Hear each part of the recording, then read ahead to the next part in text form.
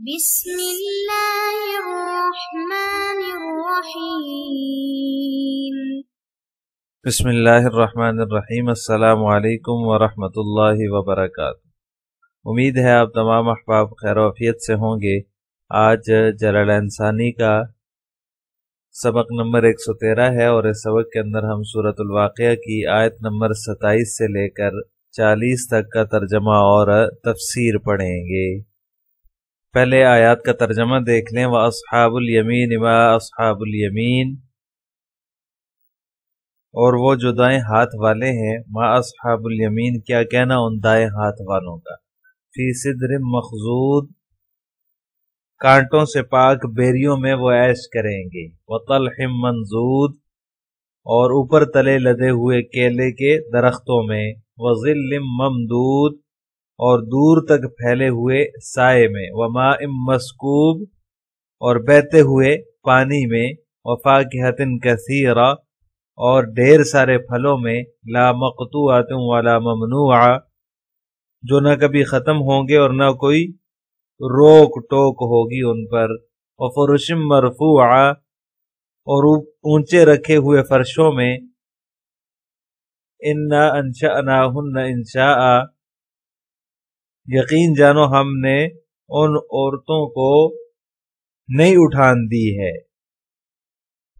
فجعلناہن ابکارا، چنانچہ انہیں کنواریاں بنایا ہے، عربا اترابا، محبت سے بری ہوئی عمر میں برابر، لاصحاب الیمین، سب کچھ دائیں ہاتھ والوں کے لیے، سلۃ من الاولین وسلۃ من الآخرین، جن میں سے بہت سے شروع کے لوگوں میں سے ہوں گے، وسلۃ من الآخرین، اور بہت سے بعد والوں میں سے۔ عزیز طلبہ، ان آیات کے اندر اللہ تبارک و تعالی نے جو اصحاب الیمین ہیں، جو ابرار ہیں، ان کا حال ذکر فرمایا ہے، اور ان کے اوپر جو انعامات ہوں گے قیامت کے دن جنت میں ان کو جو انعامات ملیں گے ان کا تذکرہ فرمایا ہے۔ وَأَصْحَابُ الْيَمِينِ مَا أَصْحَابُ الْيَمِينِ، دائیں ہاتھ والے کیا خوب ہیں دائیں ہاتھ والے، فی صدر مخضود، وہ جو ہے وہ بے خار بیریوں میں ہوں گے، جہاں یعنی ایسے باغوں میں ہوں گے جہاں بیری کے درخت ہوں گے لیکن ان کے اندر کانٹے نہیں ہوں گے۔ مخضود کہتے ہیں جس کے اندر کانٹا نہ ہو، بے خار ہو۔ صدر مخضود کے ساتھ متصف ہے، یعنی ان درختوں کے اندر ایسے درخت ہوں گے جن میں کانٹے نہیں ہوں گے۔ دنیا کی بیری جو ہوتی ہے، دنیا میں جو بیری کا درخت ہے اس میں کانٹے ہوتے ہیں۔ حضرت ابو امامہ رضی اللہ تعالیٰ عنہ سے روایت ہے کہ ایک دن ایک اعرابی جو ہے وہ آپ صلی اللہ علیہ وسلم کی خدمت میں حاضر ہوا اور اس نے کہا کہ یا رسول اللہ، قرآن میں ایک ایسے درخت کا ذکر ہے جو تکلیف دینے والا ہے۔ آپ صلی اللہ علیہ وسلم نے فرمایا کہ وہ کون سا درخت ہے؟ تو اس نے عرض کیا وہ صدر یعنی بیری کا درخت ہے، اس میں تو کانٹے ہوتے ہیں، تکلیف ہوتی ہے، ایذا دینے والا درخت ہے۔ اس کے جواب میں آپ صلی اللہ علیہ وسلم نے ارشاد فرمایا کہ وطلح منضود، یعنی وہ بیری کے درخت ایسے ہوں گے جن میں کانٹے نہیں ہوں گے، اللہ اس کے ہر کانٹے کو کاٹ دے گا، اس میں ایسے پھل لگیں گے کہ ایک پھل پھٹے گا تو اس سے بہتر پھل جو ہے وہ نکل آئیں گے، ایک رنگ دوسرے رنگ کے مشابہ نہیں ہوگا، یعنی اس میں بھی اللہ تبارک و تعالی نے جو ہے وہ مختلف رنگ رکھے ہوں گے۔ وطلح منضود، تہ بتہ لگے ہوئے کیلے ہوں گے، وظل ممدود، کیلوں کا مزہ اور مٹھاس جو ہوتی ہے وطلح منضود کے اندر جس کو اللہ نے بیان فرمایا ہے کہ ان کا مزہ تو دنیا میں بھی جو ہے وہ لوگوں کو اچھا لگتا ہے، اس میں لطف آتا ہے، لیکن وہ جو قیامت کے دن جنت میں ہوگا جو مومنین کے لیے، ابرار کے لیے، اس کا جو ذائقہ ہوگا اس سے اہل دنیا واقف نہیں ہے، ان کے تصور سے بھی باہر ہے۔ وظل ممدود، اس کے بعد تیسری نعمت بیان فرمائی کہ اصحاب الیمین جو ہوں گے وہ خوب پھیلے ہوئے سائے میں ہوں گے، خوب پھیلاؤ والے سائے میں ہوں گے۔ جنت کا جو سایہ ہوگا وہ سراسر آرام دینے کے لیے ہوگا، اس میں جو ہے وہ ایسا نہیں ہوگا کہ جس سے تکلیف ہو، یعنی کہ اس سے اہل جنت کو کوئی تکلیف نہیں ہوگی۔ سایہ اصلی بھی ہوگا اور جھوٹا سایہ نہیں ہوگا، جیسے کہ دھوئیں کا سایہ ہوتا ہے وہ کوئی سایہ تو نہیں ہوتا نا، اس سے تو وہ صحیح طرح سے بندہ لطف اندوز نہیں ہو پاتا، تو اس لیے جو ہے وہ اس طرح کا سایہ نہیں ہوگا، پھیلا ہوا سایہ ہوگا، اصلی سایہ ہوگا۔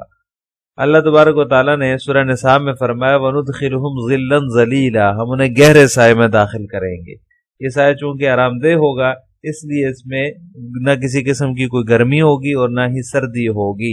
اسی طرح سورہ دہر میں فرمایا متکئین فیہا علی الارائک لا یرون فیہا شمسا ولا زمہریرا، اس حالت میں وہ مسہریوں پر تکیے لگائے وہ ہوں گے، نہ وہاں تپش ہوگی اور نہ ہی سردی ہوگی۔ حضرت ابو ہریرہ رضی اللہ تعالیٰ عنہ سے روایت ہے، وہ فرماتے ہیں کہ جنت میں ایک ایسا درخت ہے کہ سواری پر چلنے والا اگر 100 سال تک بھی اس کے سائے میں بھاگتا رہے تو اس کا سایہ ختم نہ ہو، 100 سال کی مسافت تک بھی اس کے سائے کو وہ پار نہیں کر سکے گا۔ اتنا بڑا جو ہے وہ درخت ہے جنت کے اندر، اور ایسا درخت ہے جس کا اتنا بڑا سایہ ہے، پھیلا ہوا سایہ ہے۔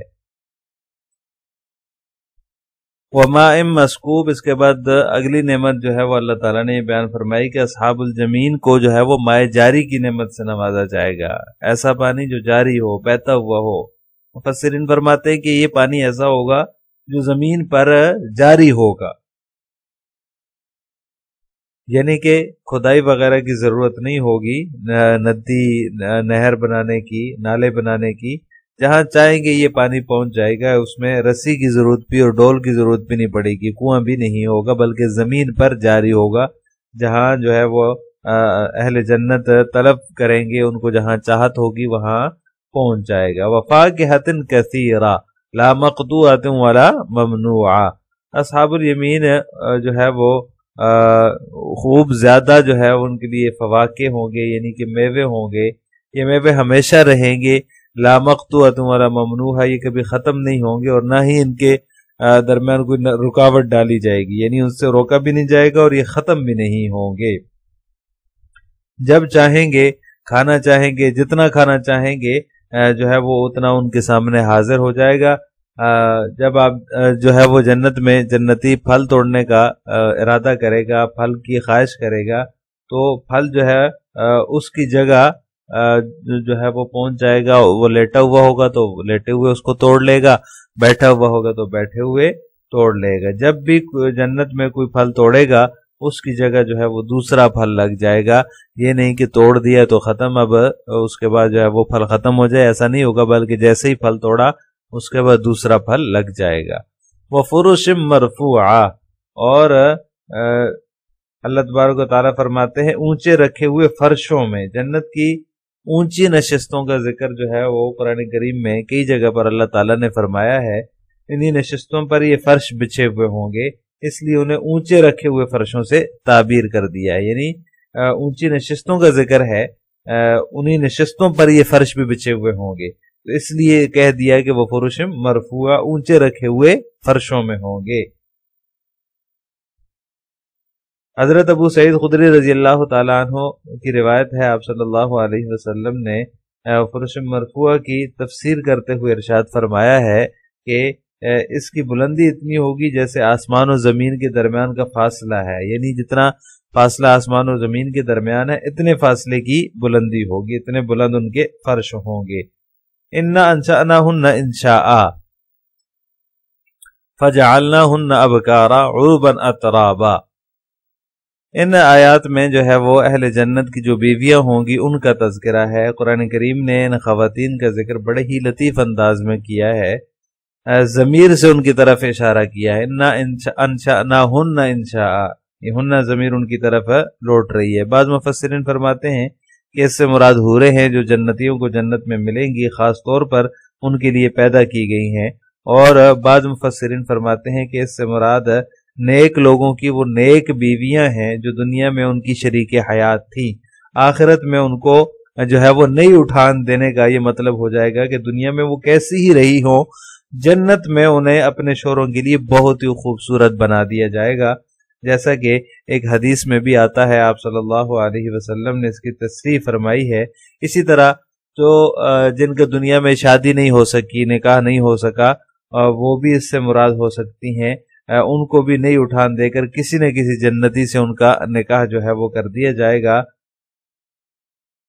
لہٰذا دونوں قسم کی روایات موجود ہیں، اس لیے مفسرین فرماتے ہیں کہ دونوں قسم کی روایات کو سامنے رکھتے ہوئے پتہ چلتا ہے کہ یہ آیت دونوں قسم کی عورتوں کو شامل ہے، حوروں کو بھی شامل ہے اور نیک عورتوں نیک خواتین کو بھی یہ شامل ہے۔ فَجَعَلْنَاهُنَّ أَبْكَارًا، انہیں کنواریاں بنایا ہے۔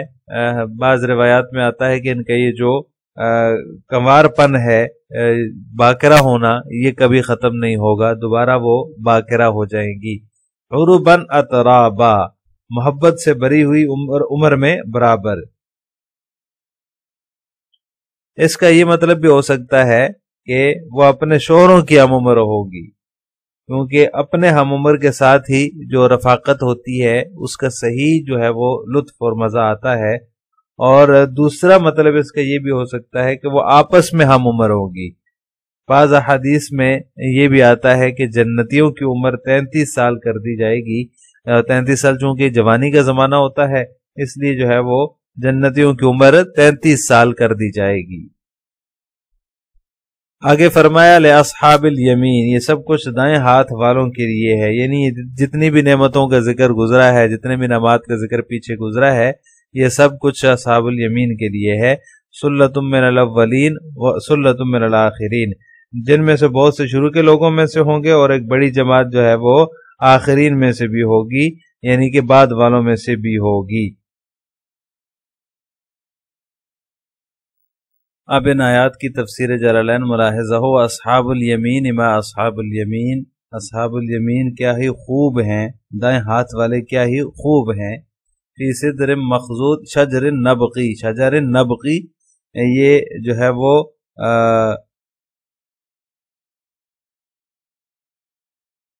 صدر کے بارے میں کہہ رہے ہیں کہ صدر جو ہے یہ اس کے بیر کے درخت کو کہتے ہیں۔ مخضود لا شوک فیہ، مخضود کہتے ہیں جس کے اندر کوئی کانٹا نہ ہو۔ وطلح شجر الموز منضود، یہ طلح جو ہے، طلح کہتے ہیں کیلے کے درخت کو، بالحمل من اسفلہ الی اعلاہ، جو کہ جو ہے وہ نیچے سے اوپر تک لدے ہوئے ہوں، منضود نیچے سے لے کر اوپر تک لدے ہوئے ہوں، اس کو کہتے ہیں۔ وظل ممدود دائم، ممدود کا معنی بیان فرما دیے کہ دائمی سائے میں ہوں گے۔ وماء مسکوب، اور بہتے ہوئے پانی میں ہوں گے۔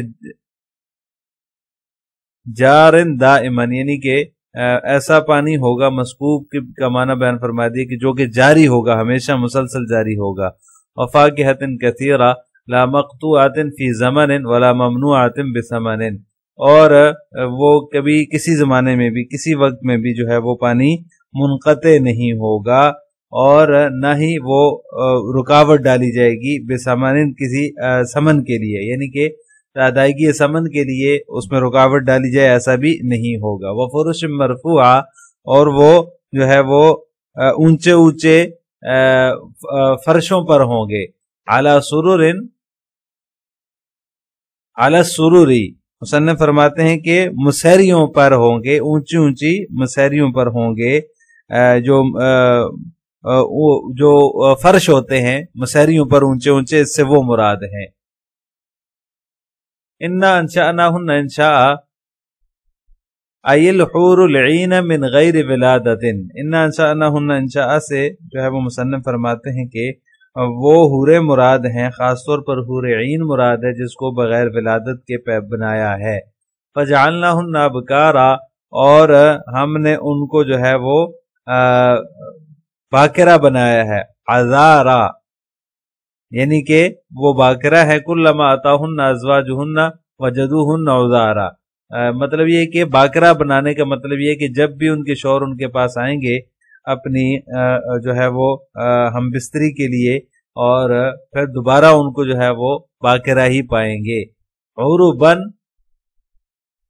ولا وجع، اور کوئی تکلیف بھی نہ ہوگی۔ عربن بضم الراء وسکونها، عربن بھی ہے عربن بھی ہے، دو اس کے اندر قراتیں ہیں، را کے ضمہ کے ساتھ اور را کے سکون کے ساتھ۔ جمع عروب، عروب کی جمع ہے۔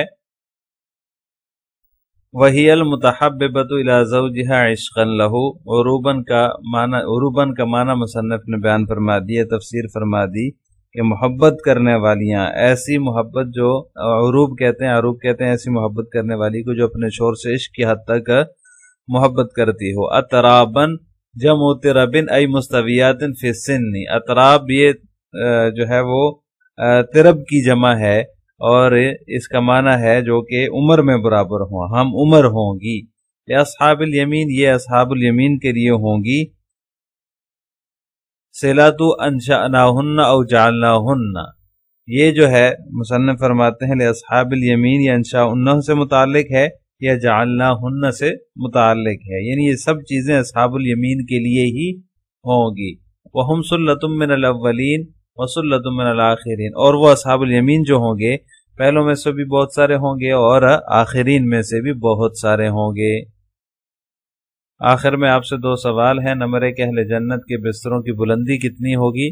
نمبر 2، انا انشأناہن انشاء کی تفسیر ذکر کریں۔ ان دونوں سوالوں کا جواب آپ نے کمنٹ باکس میں دینا ہے۔ السلام علیکم ورحمۃ اللہ وبرکاتہ۔